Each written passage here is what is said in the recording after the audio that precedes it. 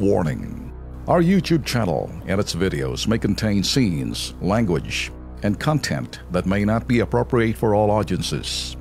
These videos include surveillance footage, undercover pursuit of suspects, actual police and rescue operations, and fearless confrontations.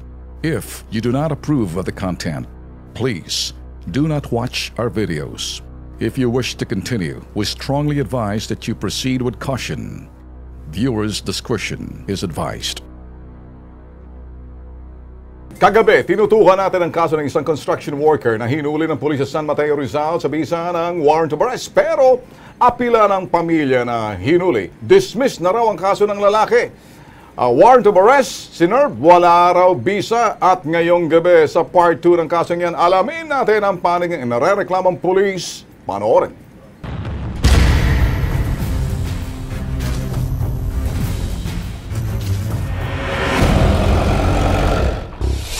Binuntutan ng kilos pronto sa Estrella sa loob ng San Mateo Municipal Police Station. Naidokumento ng kilos pronto ang muling pakikiusap ng ginang sa mga parang para makakuha ng impormasyon tungkol sa pag-aresto at pagkulong sa anak niyang si Marlo. Pero sa ibinigay nilang police blotter, hindi pa rin nakalagay ang pangalan ng arresting officer. Sa ganitong sitwasyon, nakialam na ang kilos pronto. Kinalampag ng KP ang himpilan ng San Mateo PNP. Sa harap mismo ng Chief of Police na si Colonel Solomon de Castilla, ipinahanap at ipinatawag namin ang inirereklamong parak, si PO1 Michael Maandal. Hulog sa bitag. Tiklop at kabadong humarap sa amin si PO1 Maandal habang nagpapaliwanag. Gate niya, malinis ang kanyang intensyon sa pagsilbi ng warrant of arrest kay Marlo. April 11 po na-receive po namin yung warrant. Then April 30, sinerve ko po yung warrant, sir. Hindi namin alam na lifted na pala yung warrant ni Marlon, sir. Habang ang hepe niyang si Colonel De Castilla, pinagtanggol pa ang kapulpulan ng tao niya. Bakit siya napadala ng warrant of arrest? Kung baga may dismissal order naman pala.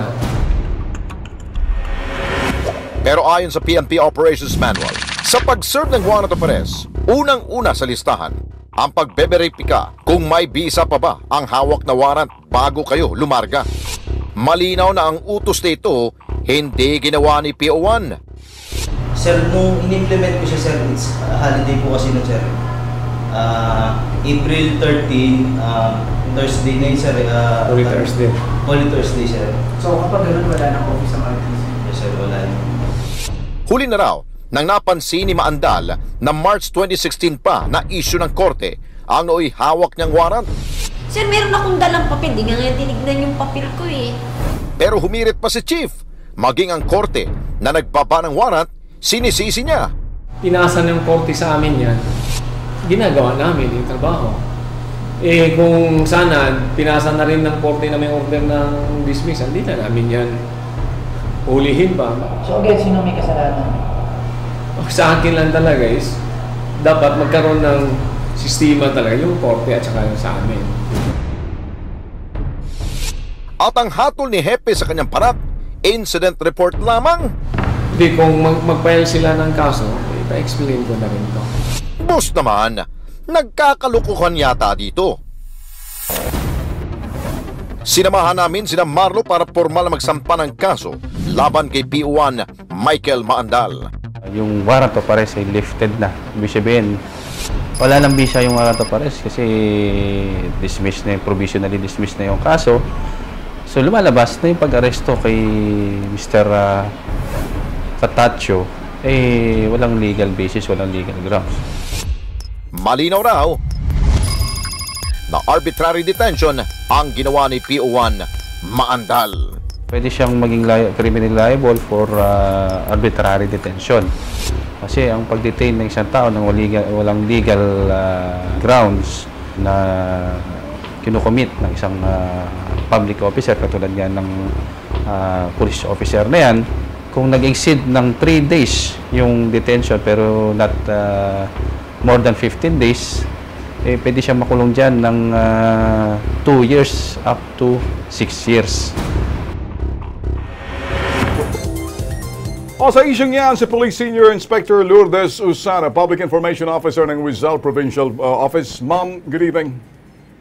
Sir, good evening po. Okay, ma'am. Okay. Alright, thank you, ma'am.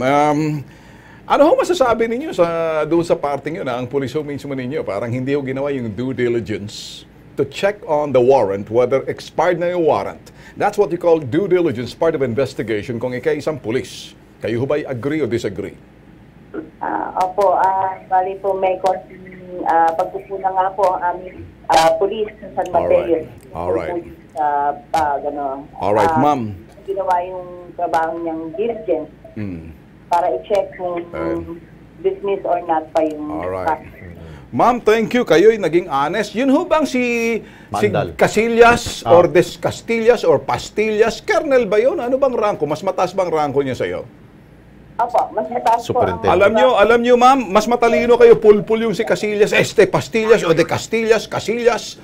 Ang sabi niya ho, mag-i-explain lang. Mukha atang kinakailangan bumalik ho sa schooling kasi mas matalino ho kayo, ma'am. I mean, with due respect. You understand the meaning of due diligence as part of this investigation process or di kaya serving warrant, talagang kahit NBI, kahit sinong police, tine-check kung pasok. Kasi nakikita ho sa warrant. You cannot serve a warrant na hindi mo alam. Ngayon, to do that, it's either to listen or gagawa. Ngayon, ang ginawa ho ay Huwebes Santo. Biyernes Santo. Talagang iipitin mo yung tao, arbitrary detention. Sabi nga ho mismo ng PIO. Ngayon, Public Attorney's Office. Pau. Ma'am, siguro pwede na ho kayong maging, palitan niya lang ho si Castillas, Pastillas, or De Casillas. Sa pangalan pa lang, hindi na natin maintindihan. May pagka-ob-ob, pulpul. Kayo ho, naintindihan nyo the meaning of due diligence. Walking the extra mile to check on the facts. Lalo na pag nag-aaresto ka. Abay, meron hong ano yan.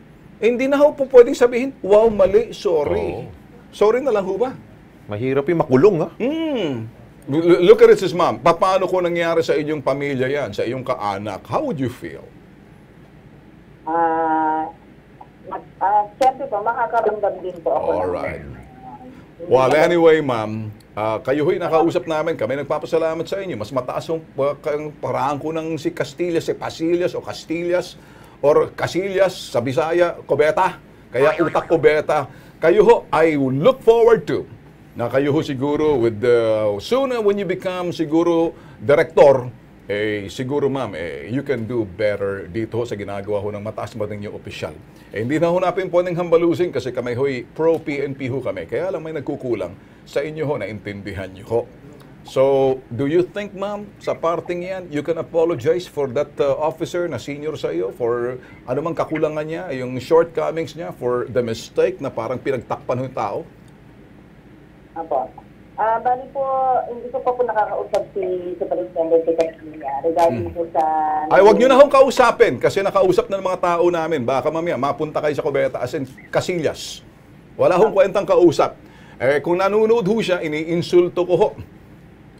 Ang pag-iinsulto ko kasi hindi ho nagbibigay ng hustisya at katarungan doon sa taong sinapit hong illegal detention at napahirapan na 4 na araw nakakulong sa pitan na wow mali, expired yung sinasabing warrant. Yes, sir. Alright, ma'am. Hindi mo lang nag-sorry, no? Ikaw ba, ma'am, kaya mo mag-sorry para doon na lang sa iyong boss? Nakita niyo kung anong mali. Do you think? Para na lang maibsan na lang na kahit na pamo yung mababang rangko, nagsusorry doon sa kamalian ng kanyang mataas na opisyal. Can you do that? I mean, if not, it's okay. I can understand where you're coming from. Apo. Wala naman pong problema yun kung may pagkakamali po yung Chief of Police ng San Mateo. Alright.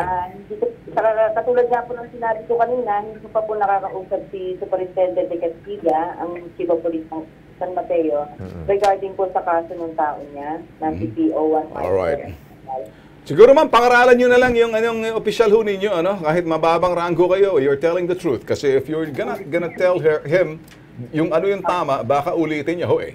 Kuminsan natutuho sa mababang rangko yung mataas na opisyal na pulpul tulad huni Pastillas, Pastillas, ano bang pangalan nun? De Castilla. De Casillas, bahala na ho kayo. Basta siya yung sinasabing director ho ninyo dyan, ma'am. Okay, ma'am?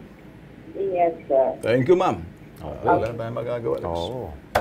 Pero tutuloy naman daw ang kaso, no? Kakasuhan.